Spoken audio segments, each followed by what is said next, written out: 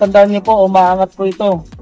Pagka nagpalit na tayo ng block ng 57 or 59, malayo na po itong stock natin na MSD na coil.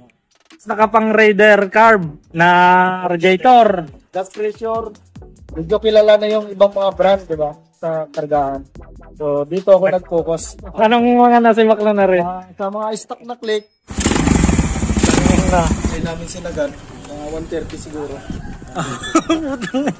Ang tibay ng Rosy Royal. Alright, so Kidoski mga kabrando ko dyan. Marinig tayo ngayon sa beat. At nandito nga tayo kay Boss John Ray. Kay One Moto Vlog. Yan, papromote natin si One Moto Vlog at may nakita tayo aring kanyang motor. Ayan o, yan. Kita nyo, Rosy. Yan o. Pero may kakaiba mga kabrando. Kita nyo naman o, sinet up. Walang iya. Tsaka ang kinabiliban natin din mga kabrando ay tangin na kargado ang Rosy. Tangin na. Hawag na Rosy areo. Kita nyo mga kabrando. Yan o, pamakita natin. Rosy, pero kargado. So hindi naman tayo natatawa dahil Rosy. Na ano lang tayo, na mga tayo. Dahil alam nyo naman mga kabrando, lagi tayo namamangha pag kami nakikita tayong kakaiba sa isang motor. Sorry o, kargado. Ano kang karga na rin? Ay, tangin ang lupit ng Rosy. Boss, anong karga? 57. 57. Big ball. Naka-big ball ba rin? Oh, tangin na. Mga kabrando. Ayun yan, namamangha tayo pagka tayo nakakita ng garnet. Tapos, ang karburador, 28. 28. Ayun no. Naka 28 yung karburador. Anong mga piyesa ang pinalit din eh? Mga pang ano? Pang Mio. Sa panggilid, wala po. Rosy lang po. GY6 pa rin. Pang GY6. Oo. 13.5 na. Ay, redegree. Clutch at saka ano lang. Naka-clutch at saka sinto. Tinanggal ang Rosy. Oo nga, wala kang lighten din eh. Ayos eh. Mahilig si boss. Mahilig si boss sa ano pala. Dahil makikita natin mamaya papakita ko sa inyo. Meron pa rin doong drag bike. Pero anong ano? Naitatakbo ng long rider eh? Ng malayo? Pang long rider? Touring set. So yung mga kabrando, gaya pala ng kay David Jet, touring set din. Touring set lang po. Saan pinagawa? Gawang ano po yan, Tabikin. Ayo, takabik. Hindi po ako kasama ng time ko yan. Dahil pagkarga, busy ako sa trabaho. So may barber shop po siya din eh. Pagka gusto yung magpagupait, mga taga-bayan Odea, mga taga-Laurel. Yan o, kilala nyo naman din eh, kay John Ray. Barbershop at arinya. Ang black niya pang GY6. GY6 din lahat po.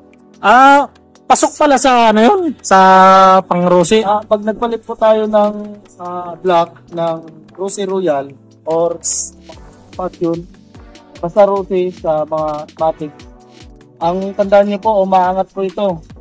Pagka nagpalit na tayo ng block ng 57 or 59, malayo na po itong stock natin na tambutso. Na elbow.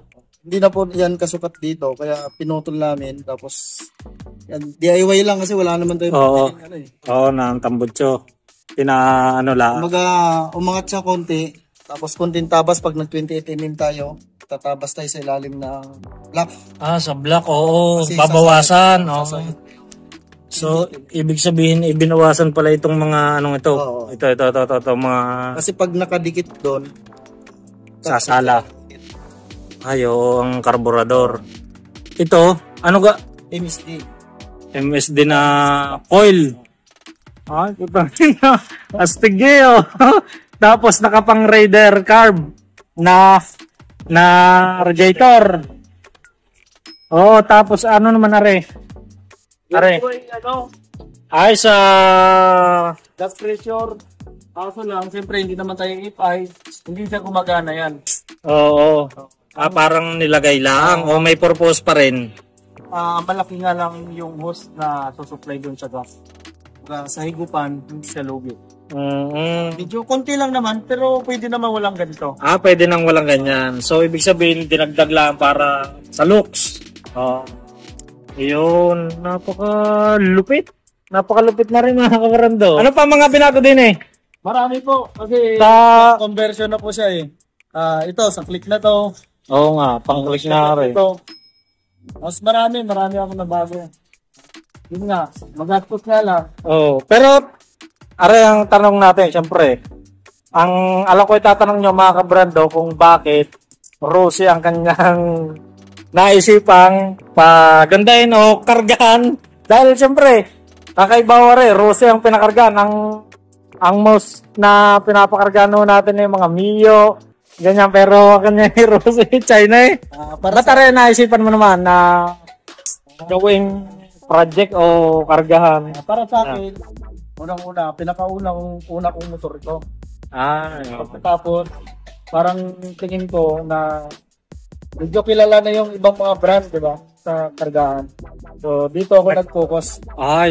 Para kakaiba. Oo. Yun. Kaya, sa mga kaibigan ko, ang daming nagtataka kung bakit Rosie. Pero sumisibak din pala ng ibang brand. Na-testing mo na rin? Anong mga nasibak na rin? Sa mga stock na click, kaya naman siya. Utang na. Stock lang. Testingin ho natin na rin sa mga susunod nating vlog. Pwede naman testingin natin na kung hindi natin dala ang ating GoPro para makita natin. Siyempre alam nyo na, sabi ko nga sa inyo, pagka may kakaiba, talaga namamangha tayo. Pero yun, Rosie Royal. Rosie Royal, pero pero talagang hindi ako makapaniwala na meron palang Rosie user na taga Mindanao si boss mga mahilig sa sa mga kare-karera. Sa karga. Hindi naman ako nag-iiniting, hilig ko lang. Hilig mo lang mag-set up. So kagaya nga natin mga brando, sa hilig naman natin sa motor. Yan naka-set up Rosie Royal, tapos naka-pang NMAX. Napakaangas! Paanda rin testingin. Parang stock lang ang tunog para sa baby jet. Stock lang ang tunog, pero ang kanyang sagad niya pala? Napalo pare? Wala na. Hindi na. So kailangan GPS pala kung tetestingin ko. Pero ang karga niya nakailang na. Anong malayo na nga pala na ring na rides? Ito nakarating to ng Balagtas, Bulacan. Balagtas? Ang layo na rin Balagtas. Street yun, walang pahingahan.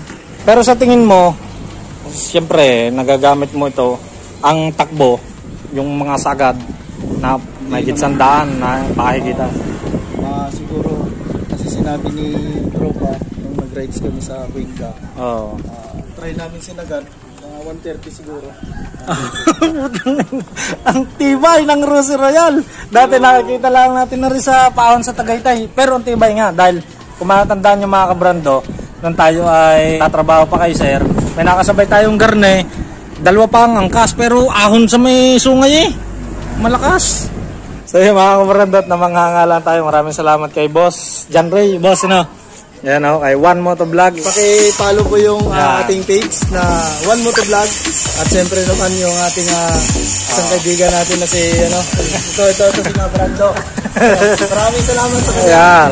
At saka ang barbershop din malupit pakita mo nga ang gupit pakita mo dali. Ang lupit ng gupit ikutan montage.